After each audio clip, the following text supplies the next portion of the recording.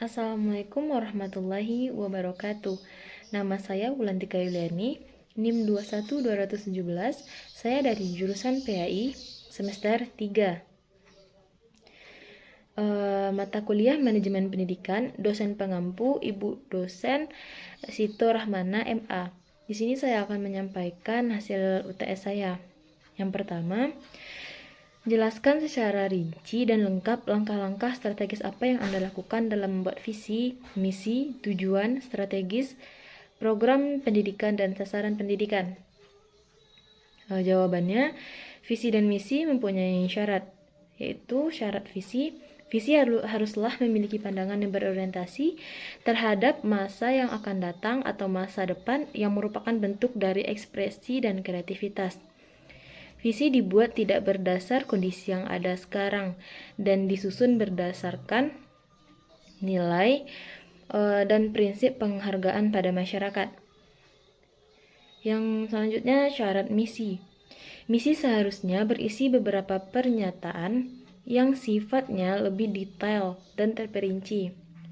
Misi tersebut bersifat khusus dan dapat dilakukan perubahan yang menyesuaikan dengan kondisi serta situasi, tetapi tetap berpegangan pada visi yang telah ditetapkan. Jadi, dalam membuat visi dan misi harus memerhatikan apabila visi, apa yang menjadi visi organisasi di masa mendatang. Yang selanjutnya, apa yang menjadi fokus di masa yang akan datang. Yang selanjutnya, target organisasi untuk jangka waktu tertentu. Selanjutnya, misi. Harus memerhatikan sederhana dan jelas. Yang kedua, valid dan sesuai untuk digunakan jangka panjang. Yang ketiga, fokus pada masa sekarang. Yang keempat, mudah difahami. Selanjutnya, strategi untuk mencapai tujuan dan sasaran adalah strategi unit organisasi yang memuat rencana upaya organisasi secara menyeluruh dan terpadu yang meliputi penetapan kebijakan, program operasional dan kegiatan atau kegiatan yang memerhatikan sumber daya organisasi dan kondisi lingkungan yang dihadapi. Strategi yang diambil yang pertama, meningkatkan akses kualitas pendidikan. Yang kedua, menetapkan nilai-nilai agama siswa. Yang ketiga, mengembangkan dan melestarikan seni budaya daerah. Tujuan dan sasaran yang harus menargetkan. Yang pertama, meningkatkan kualitas pendidikan. Yang kedua, tercapainya tatanan pelayanan pendidikan yang baik. Yang ketiga, meningkatkan kinerja pembinaan terhadap pengembangan pendidikan. Baik, pada soal yang kedua, bagaimana seharusnya sistem pendidikan nasional yang sekarang ini ditetapkan dalam konsep pengembangan negara dan bangsa Indonesia? Jawabannya, fungsi pendidikan nasional yaitu yang pertama, mengembangkan kemampuan, yang kedua, membentuk watak, yang ketiga, membentuk peradaban bangsa yang bermartabat, yang keempat, mencerdaskan kehidupan bangsa. Pendidikan diselenggarakan secara demokratis dan berkeadilan serta tidak diskriminatif dengan menjunjung tinggi hak asasi manusia, nilai keagamaan, nilai kultural, dan kemajemukan bangsa. Selanjutnya, pendidikan diselenggarakan sebagai satu kesatuan yang sistematik dengan sistem terbuka dan multimakna. Yang ketiga, pendidikan diselenggarakan sebagai suatu proses pembudayaan peserta didik yang berlangsung sepanjang hayat. Selanjutnya, pendidikan diselenggarakan dengan memberikan keteladanan dan pembangunan kemauan serta mengembangkan kreativitas peserta didik dalam sebuah pembelajaran. Selanjutnya, pendidikan diselenggarakan dengan mengembangkan budaya, membaca, menulis, berhitung bagi segenap warga masyarakat. Yang selanjutnya, pendidikan diselenggarakan dengan memberdayakan semua komponen masyarakat melalui peran serta dalam penyelenggaraan dan pengendalian mutu layanan pendidikan. Selanjutnya, sistem pendidikan yang telah berlangsung saat ini masih cenderung mengeksploitasi peserta didik. Indikator yang digunakan pun cenderung menggunakan indikator kepintaran, sehingga secara nilai di rapot maupun ijazah tidak serta-merta menunjukkan peserta didik akan mampu bersaing maupun bertahan di tengah gancaran industrial yang berlangsung saat ini.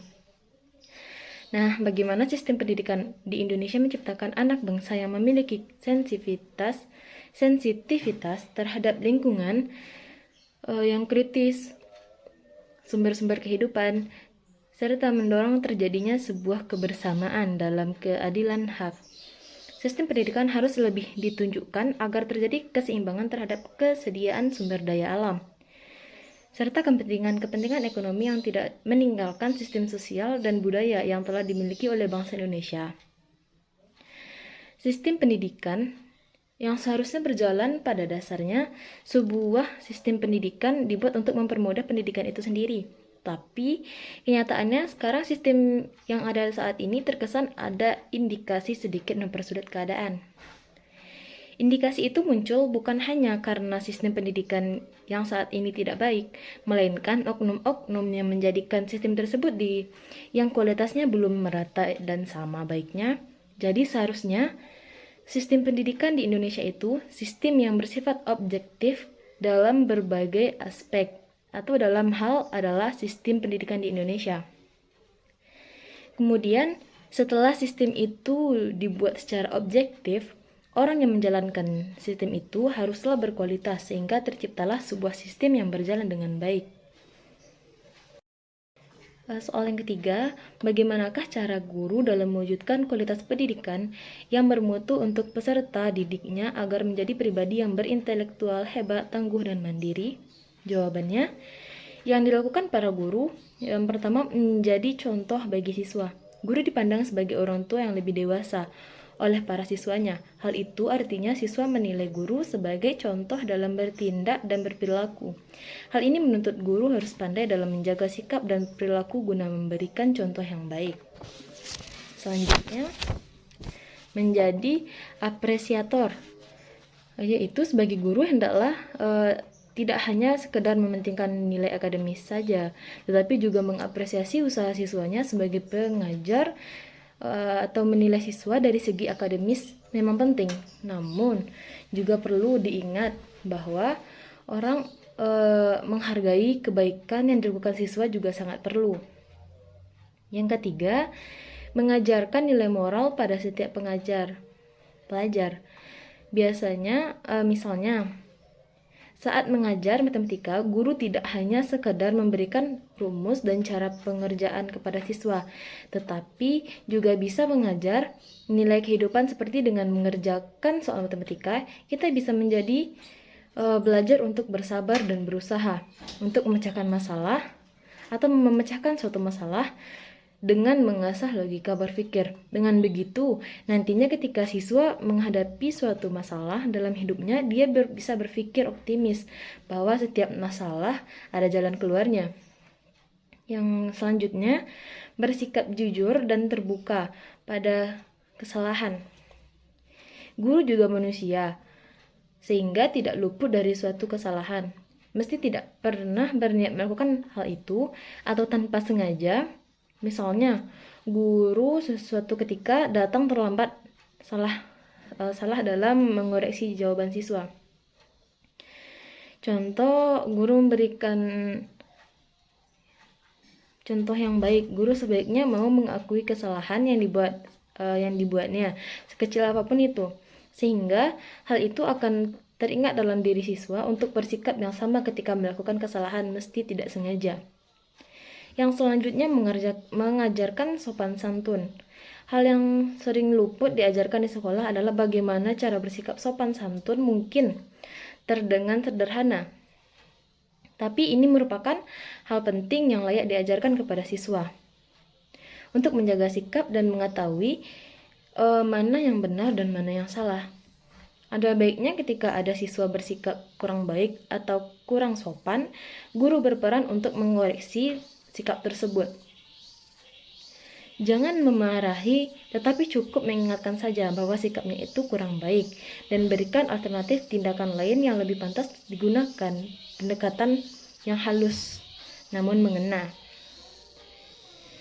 Yang selanjutnya, memberikan kesempatan siswa belajar menjadi pemimpin. saat ini mempunyai karakter memimpin merupakan hal yang krusial untuk dimiliki. Menyadari hal ini, ada baiknya guru juga bisa membantu siswa untuk melatih juga jiwa kepemimpinan mereka. Cara sederhana bisa dengan membuat tugas kelompok dan memastikan setiap anggota mempunyai kesempatan sebagai ketua kelompok. Jadi, tidak hanya siswa itu saja yang menjadi ketua kelompok, tapi semuanya bisa menjadi pemimpin. Yang selanjutnya, berbagi pengalaman inspiratif.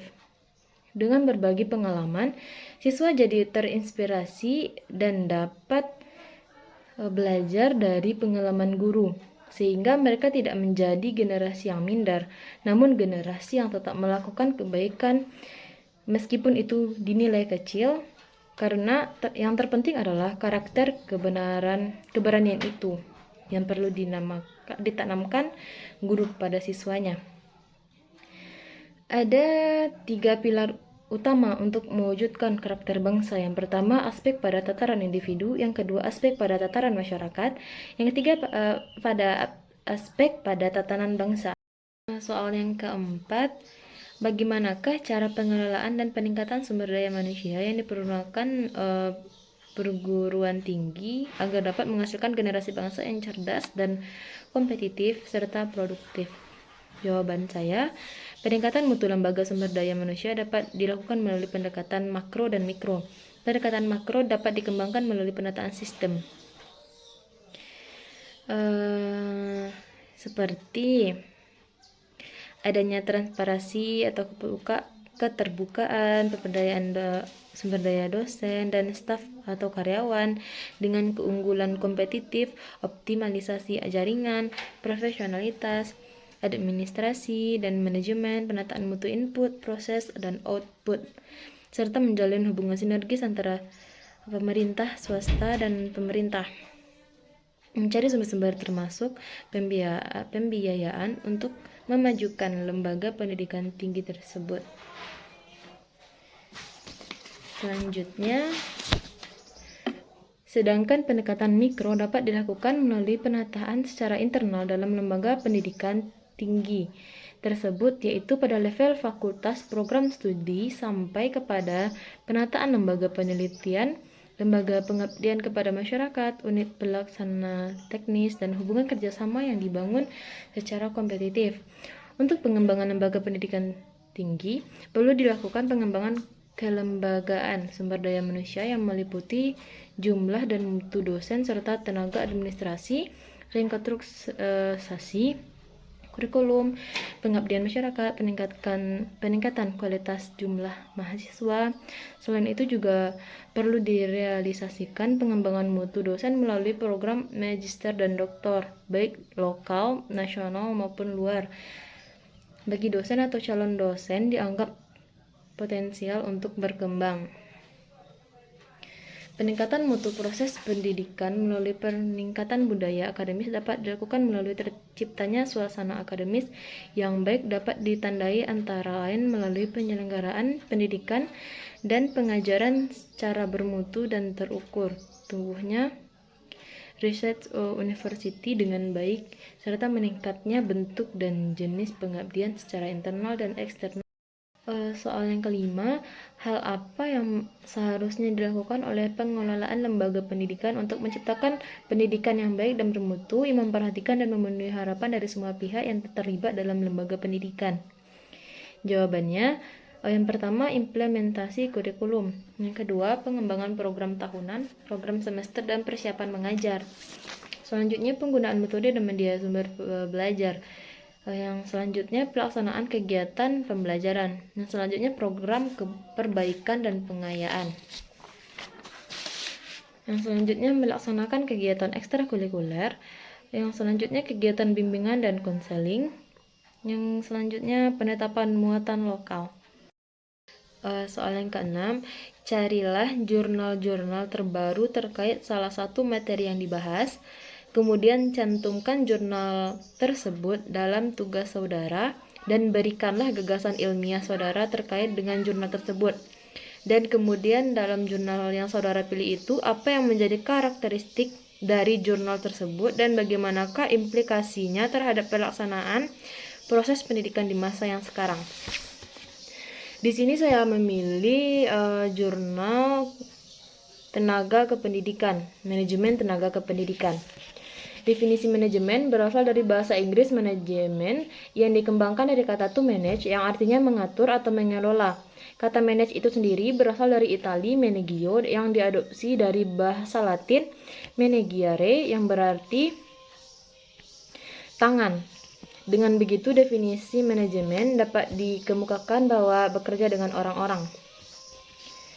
Definisi tenaga pendidik dan kependidikan merupakan hal yang penting dalam sebuah lembaga pendidikan karena dialah yang menjadi motor penggerak dan perubahan, bahkan bukan hanya sebagai agent of change, tetapi juga sebagai orang yang mendidik, mengarahkan, membimbing, dan mengevaluasi para peserta didiknya sehingga ia mampu mencapai tujuan yang diinginkannya.